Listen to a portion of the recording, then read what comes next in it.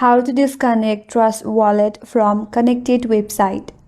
Hi everyone, this is Kate and welcome back to another video. And on today's video, we will learn how we can disconnect Trust Wallet from connected website. So without further delay, let's get started with this video.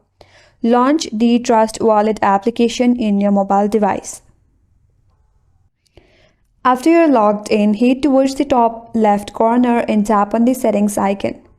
On the settings page, tap on Preferences. Now under Preferences, all you have to do is tap on the app browser, and here simply tap on Clear Browser Cache.